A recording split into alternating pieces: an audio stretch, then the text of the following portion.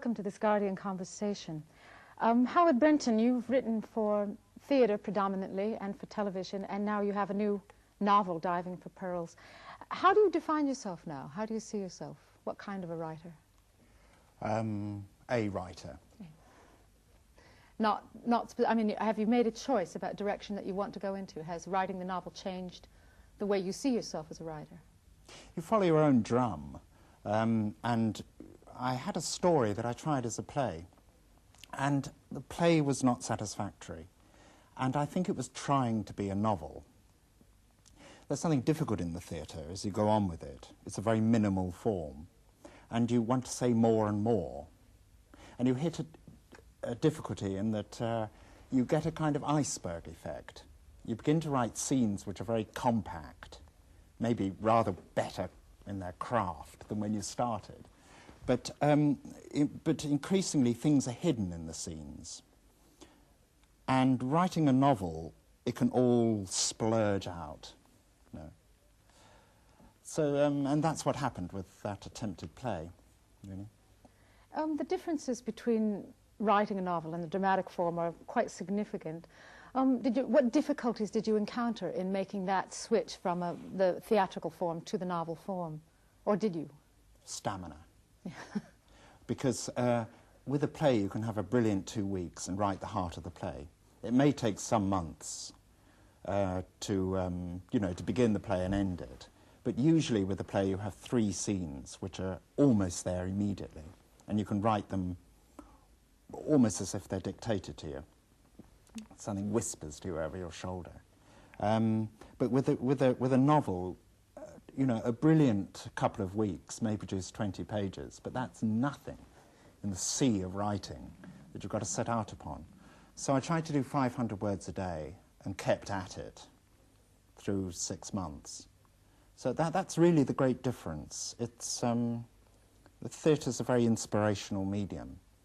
Novels are serious cathedral building. They're also quite solitary in comparison to the kind of collaborative thing that generally goes on. I've always wondered, are your plays, I mean, you've worked with a number of companies, I suppose, starting with Portable Theatre and the other companies that you've worked with. Have the plays been as collaborative as perhaps they started out, or has it pretty much been set down in text? Do they change a lot in rehearsal? No, they don't change a lot in rehearsal. But there are different groups of plays. Like I've done collaborations, which to me aren't like plays. They're busman's holidays. You do a collaboration when you have an idea that you feel you can't write yourself. Like not writing a play about Rupert Murdoch seemed beyond me. So I sought out a collaborator so we could all not write a play about. We could both not write a play about Rupert Murdoch, which turned out to be Pravda. I did it with David Hare. And that was just a glorious thrashing about between 2 mates. Whereas something like Weapons of Happiness or Romans in Britain or the other plays are a different kettle of fish, really. Well, no, in some ways I think it might be said that the novel is a surprising form for you, given that I think one of the attractive features of your plays, and I think many do, is the fact that there's less focus on psychological motivation of characters than there is in focusing on situation or social context as a motivation for the characters. The characters are often, as you said in a couple of your works, a parody of themselves. They talk as a parody of themselves. In other words, they're not deep psychological examinations so much as they're deep sociological examinations. And the novel has historically been the psychological form. Do you feel that in making that switch, you either have gained or lost an interest in the psychological motivations, the more individual motivations of your characters? Well, I've recently hit this trouble, this iceberg problem with playwriting, in a play called The Genius, which is done at the Royal Court, which is a ludicrously ambitious play. It's a utopia, no less. There's a strange scene which is actually about justice. It takes about 3 minutes to play. And contained within this curious scene, which has 3 jokes in it, there is everything that I think about. I was thinking about what a utopian form of justice would be. In other words, there was an enormous amount hidden in the scene. And I was very pleased with it. I thought I'd made it very poetic and tough and tight. When it was performed, it went for nothing. In fact, 3 good gags were scored, and it was off the stage. Now, with a novel, you could take 5 pages and you could actually outline what you were on about.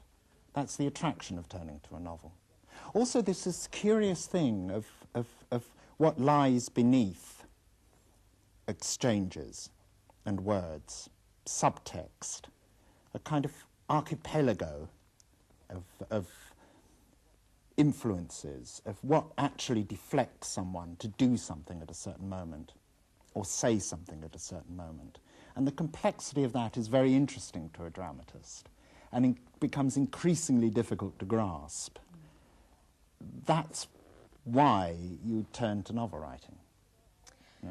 In a sense, it almost begins to sound like a question of authorial control, and I'm not accusing you of anything here, so much as I'm just interested in finding out. I know that playwrights continually seem to suffer from the feeling that what they've written is really a skeleton, and that in fact, as it's fleshed out, can so significantly change its meaning. Whereas in the novel, you'll never get away from subtext, and of course you'll never get away from polysemic readings. Everyone will take away something different from it. But you don't have the added difficulty of having another mind, another subjectivity, really manipulating meaning within the actual event of the artistic work. Do you think the novel gave you more control than, say, Weapons of Happiness as you see it, or the Churchill play as you see it now in Rep? No, because you never know what people make of the book when they read it. I was told a lovely story by Timothy Moe when I met him many years ago. He said that he was sitting on a tube train and someone opposite was reading a novel of his. And he passed his stop and went on, halfway round the Circle Line. And at last, this person laughed. And he said he didn't have the nerve to lean over the book and look at what page it was that had made them laugh. And I thought, my God, that's a novelist's contact with the audience, you know. But there is a great similarity between them, because the theatre's a very archaic form that actually is... Its trouble and its strength comes from the fact that almost everything has been done in the theatre that you can do. In fact, in many ways, Euripides outlined just about everything you can do, you know, with 2 people coming onto a stage, pretending to be someone else, and then leaving the stage, you know? And a novel is like a long one-man show, or long soliloquy. So I didn't find it that strange to be writing Diving for Pearls. And during the Romans in Britain silly season, when we were prosecuted, I did a one-man version of the Romans in Britain and went round 12 theatres, most of them in the north of England, doing this one-man performance of the Romans in Britain, a kind of enhanced reading. And that was oddly like, writing the novel felt a bit like that, you know? Well, I think you've touched on another thing that's interesting about the direction of theatre in terms of form. I assume you'll go back to theatre ultimately, or you haven't abandoned theatre, or will you? No, I'm going to run 2 careers. I did think of having a different name. Because it's awful when you've been writing for 20 years, you have this artistic past, and people grab you about things that you barely remember writing 20 years before, you know. But no, I think I'll run the 2 together. And do you think our form in the theatre, as you say, is difficult because in a lot of ways you come from a tradition that is generally compared to Brechtian form or social realist form or even agitprop form, political drama. I mean, David Edgar's just written in his new book that he's searching around now for a form that doesn't necessarily find itself connected to any of those pasts, that there must be a form that isn't as sterile, or at least that's his vision of social realism, or as historically impotent now as agitprop, which he thinks is not the correct form for the Thatcherite times, and he's looking for a new form. I think most playwrights who have been writing as long as you have must reach this point where they say, I've got to find a new form, and I suppose the novel was yours. But if you turn back to the theatre now, how will you turn back? Well, you see, the problem with the theatre is that it's a load of old tat, and it's very intractable. It's archaic. A great deal of stuff has passed through it. It's impervious to modernist ideas, you know, which is both one of its drawbacks, but it's also a strength in that in a way you can do anything with it because it is this load of old rubbish. Terrible practices. It degenerates very quickly. It's very difficult to pull off. It can become just a few painted figures in the middle distance, mumbling in a way you can hardly be heard, you know? And to do anything with it, you have to be very, very hard, write minimally, see it very vividly as you write it. And also you've got to exercise craft in the script so that from the script, this imprecise blueprint for a show, an event will mushroom, you know? I think the trick is to not think about the problem of form. The problem of form in the theatre is intractable, you know? But to think about what you want to say and what you know, or what you can imagine. And that your themes and what you want to say force new forms. And that's always been true. I mean, Ibsen's theatre was invented by Ibsen, you know, because he had a particular view of psychology. He had a kind of onion view of the human soul. He believed buried in the centre of everyone there was a truth, and you just peel the onion, and finally, you know, at the curtain, people say, he loved his mother. Yes. Right? Now, he invented a whole form to express that psychology. Brecht believed that we are creatures of action and that our psychology is not fixed. It's determined by social pressures. Well, to express that, he needed a storytelling kind of play. So through many scenes, he could show people doing things and the consequences of what they do. Therefore, you have an epic theatre. Do you understand? It's the ideas, it's what you want to say, that pressure new form.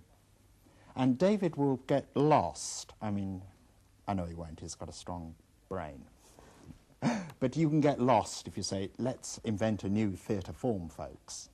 Oh, no, yes, it's a terribly undialectical question. No, I mean, what you get then is theatrical decadence. Yes, but you do... Which we have, which is always with us, you know.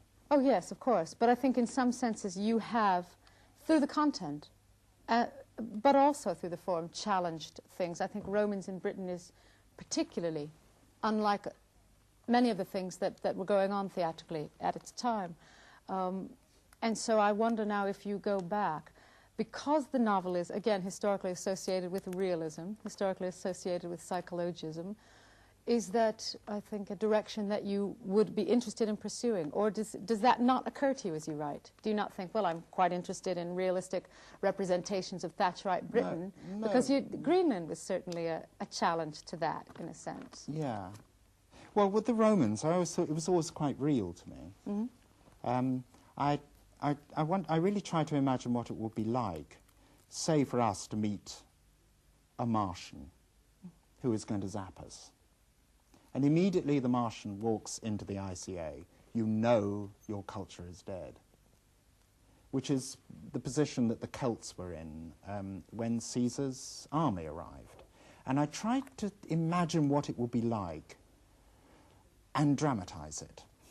So it was all quite real to me, you know. There was this iceberg problem in that play, and that I went and argued with historians. I read all possible books you could read about the ancient Brits and about the Romans. And the scholarship is buried, as it should be in a play, you know, underneath. But it was real, you see. People lost their minds watching it and said this is done deliberately to shock. Not at all. It was shocking and obscene material. I mean, killing people and a colonialist army cutting loose on a bad afternoon, somewhere on the edge of an empire, you know, is an obscenity, like the My Lai massacre. But the actual, I wasn't out to deliberately write an obscene scene to sell seats. Does it in any way bother you that quite probably that's the play that most people remember you for or think of you in association with?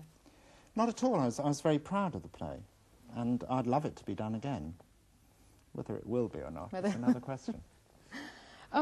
Utopia is an interesting question, and one that you've spent no little amount of time writing about and speaking about. And I know that when you did this last season at the Royal Court, you talked a lot about utopia and plays being part of your vision of utopia. And you said that you felt that one of the failures of playwrights on the left, or of writers on the left, was the ability to represent a utopia that's worth desiring. And I think that your interest in utopia reflects your interest in a kind of collective vision. Are you still interested in writing about that? Are you still interested? Yes, I felt I didn't bring it off properly with Greenland, and that the production didn't bring it off. It's fiendishly difficult, you know, because you want to stage scenes of peace, and it's very difficult to imagine those scenes, particularly in a play which is often based on conflict, action, change, you know. But it was put to me so often, Howard, why don't you write about what you want, not about what you hate?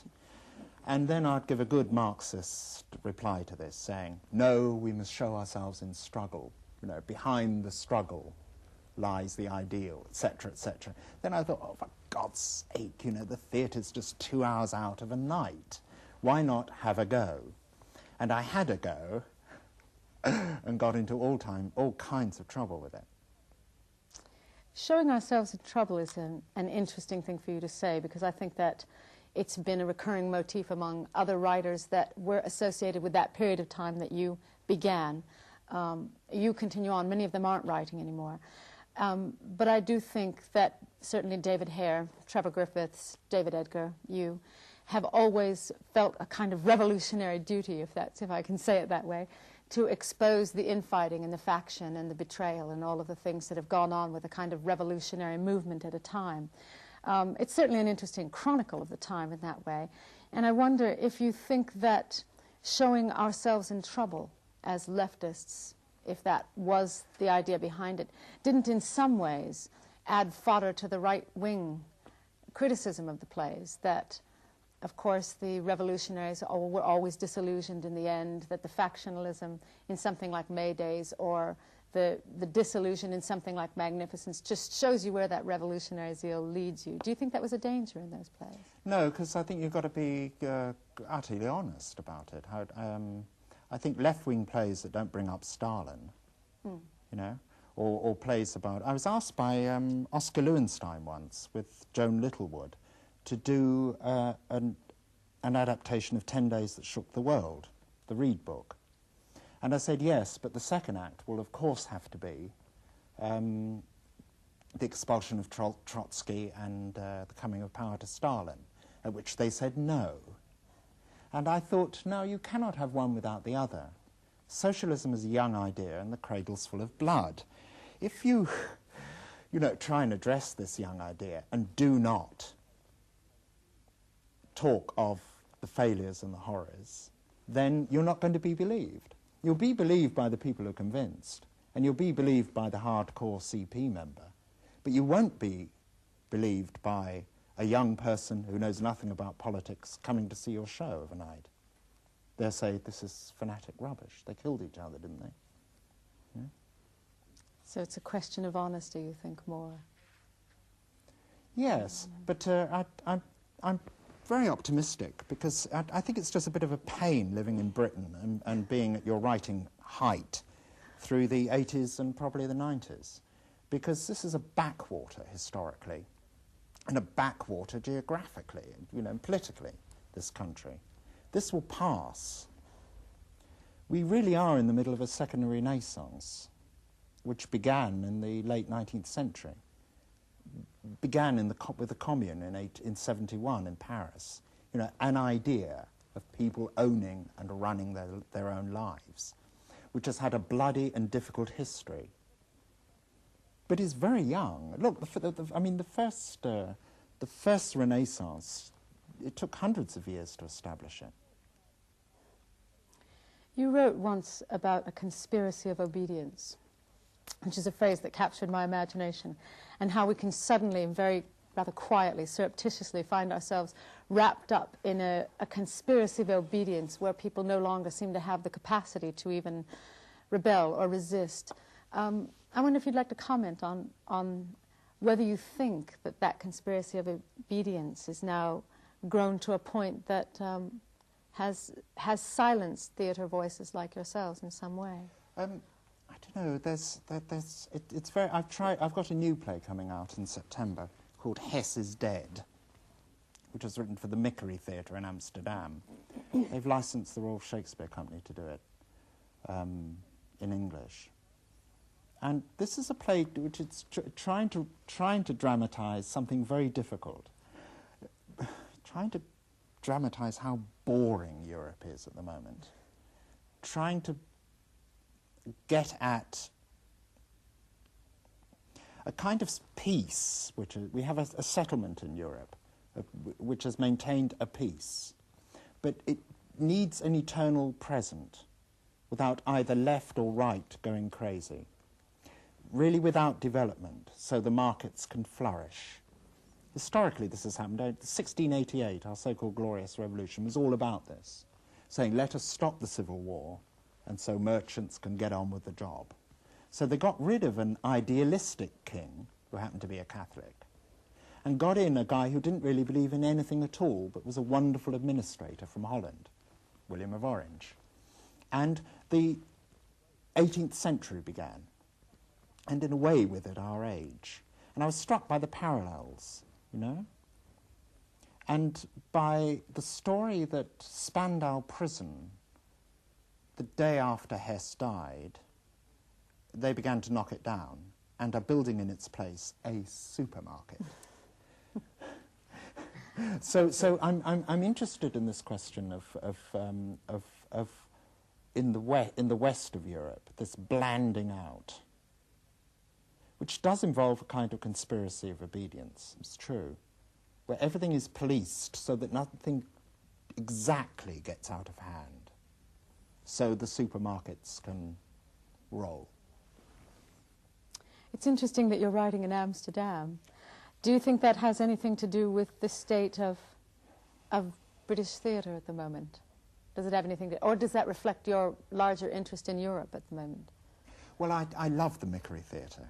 When I was a young writer, I wrote a play over there with them called Hitler Dances, which was about European themes. And it's very good nearly 20 years later to go back there and find them intact. They've developed. You need input, you know, all the time, and you don't really get it from the English theatre. No one discusses anything in the English theatre, only reviews and casting, you know. I mean, intellectually, the theatre's very thick, you know.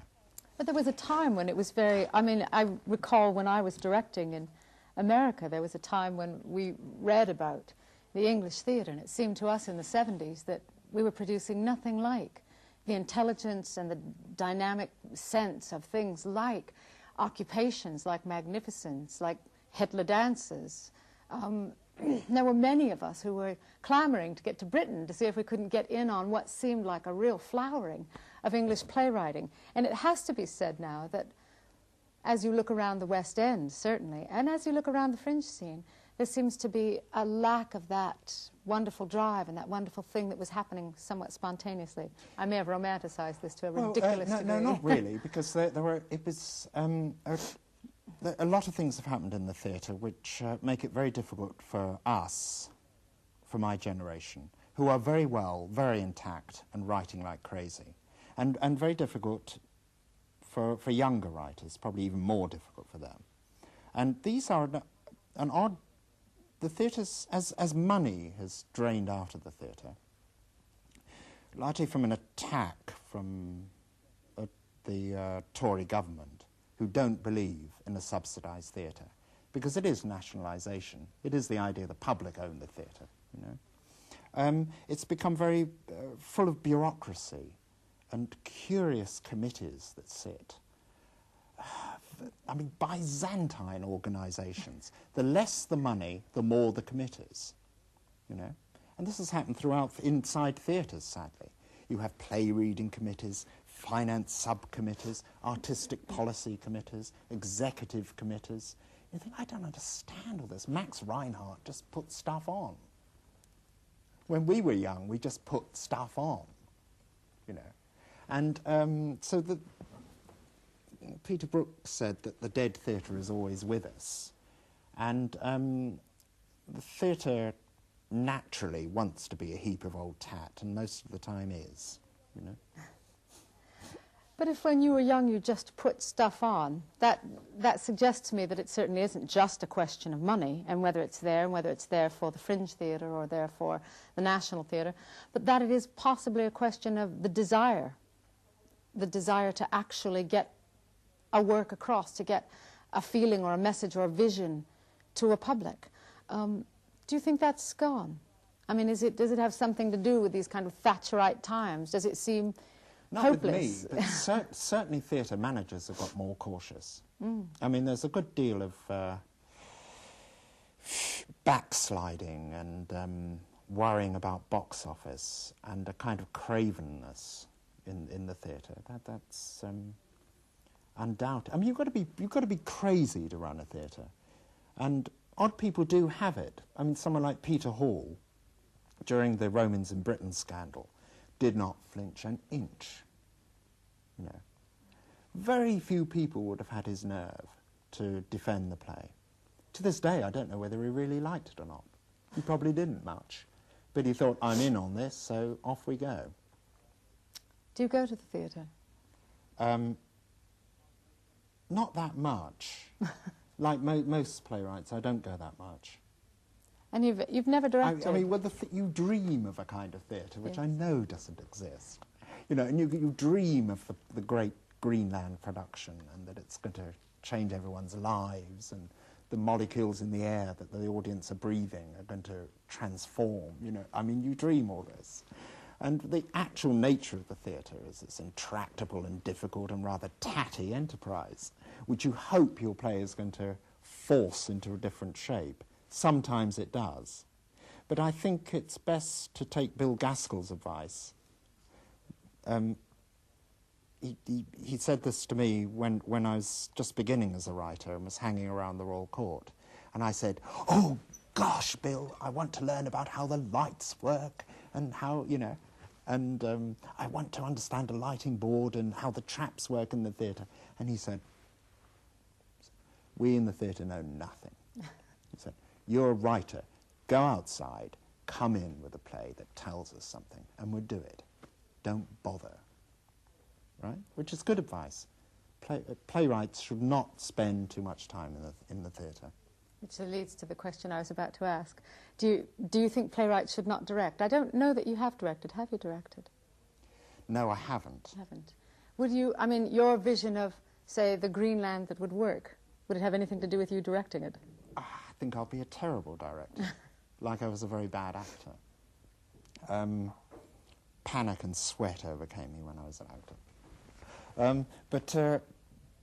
But no, I don't think there's anything against it. And many fine playwrights are great directors, like Brecht was. And David Hare is a very fine director and a very good director of his own work. For some reason, maybe because I'm a prolific writer by nature, I psychologically need to write every day.